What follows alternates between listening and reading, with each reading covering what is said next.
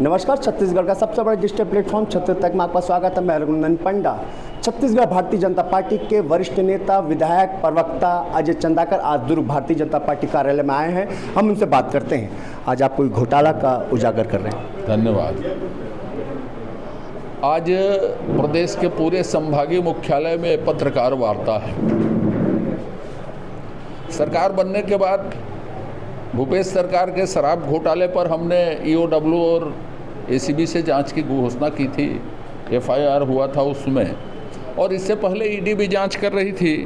तो उसके खिलाफ अनिल टुटेजा जी, अरुण पति त्रिपाठी, अनवर ढेबर, जो लोग एक सिंडिकेट, एक गिरोह बना के जो खजाने को लूट रहे थे, माननीय उच्च न्यायालय में गए थे कि साहब हमारे खिलाफ एफआईआर को निरस्त किया जाए। 13 याचिकाएं लगी थीं, 7 ईडी के खिलाफ और 6 एसीबी और ईओडब्ल्यू के खिलाफ।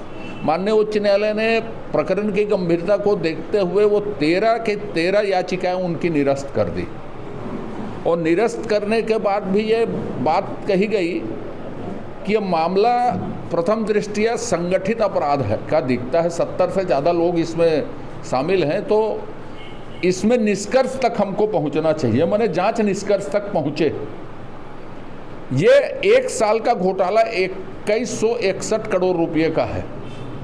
अभी 2 दिन पहले 20 तारीख को यह फैसला आया।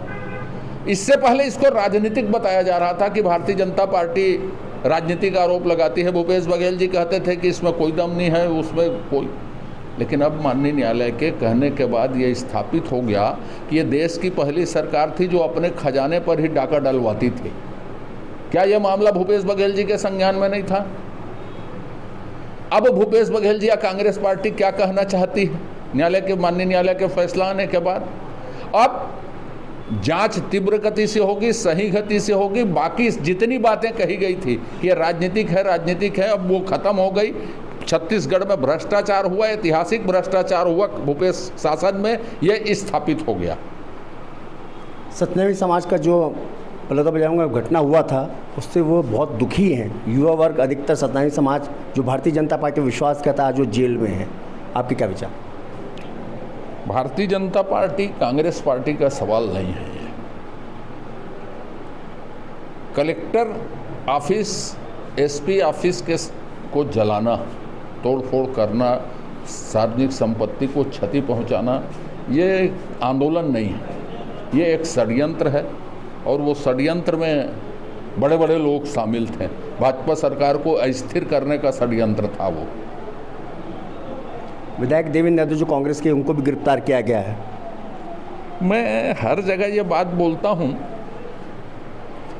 भूपेश सरकार ने श्री देवेंद्र यादव के कितने मुकदमे वापस लिए, ये बताना चाहिए।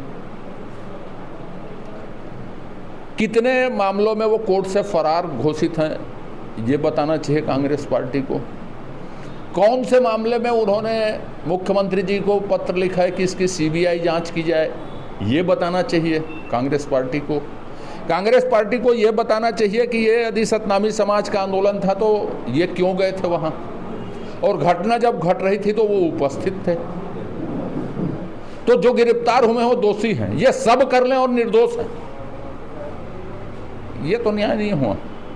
पुलिस पर, न्याय तंत्र पर भरोसा रखिए। छत्तीसगढ़ में कानून व्यवस्था इधर उधर जा रही है, यानी हाथ में नहीं है। गृह मंत्री विजय शर्मा के हाथों में नहीं है। हर दिन लूट खसोट, डाका, यहाँ तक कि बलात्कार भी हो रहा है। जब आप किस विपक्ष में थे तो थोड़े भी कुछ होता था तो अब सत्ता पक्ष कांग्रेस पर चढ़ाई करके भाजपा गोल दागती थी। आज क्या स्थिति है?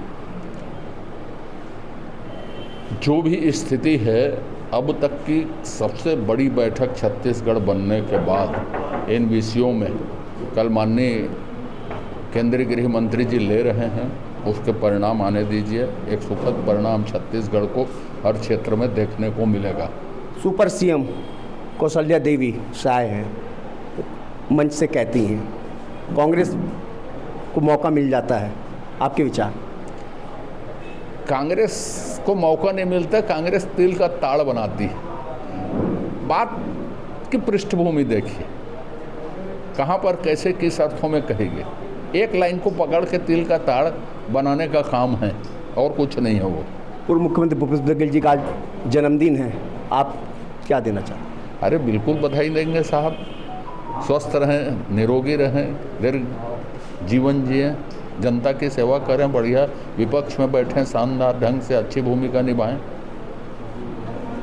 आप मंत्री कब बन रहे हैं? सरकार आपको मंत्री कब बना रही?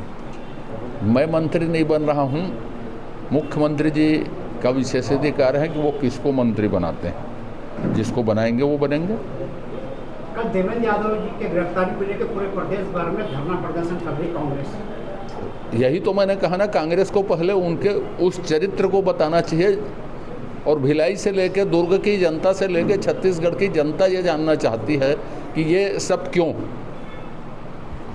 अजय चंदाकर, प्रवक्ता भारतीय जनता पार्टी छत्तीसगढ़ ने कहा है कि कांग्रेस को छत्तीसगढ़ में अपनी गिरेबान में झांक के देखना चाहिए, क्योंकि बलौदाबाजार की घटना में कुटना का हाथ कांग्रेस के कुछ नेताओं का रहा है। साथ ही साथ उन्होंने ये कहा है कि विष्णुदेव सरकार अच्छे काम कर रही है और जिनको भी मंत्री बनाना है उनके विवेक पर है। अजय चंदाकर, वरिष्ठ भारतीय जनता पार्टी के यह बयान कांग्रेस को कितना भारी पड़ता है आने वाले समय में, ये तो समय बताएगा। रघुनंदन पंडा, छत्तीसगढ़ तक, दुर्ग।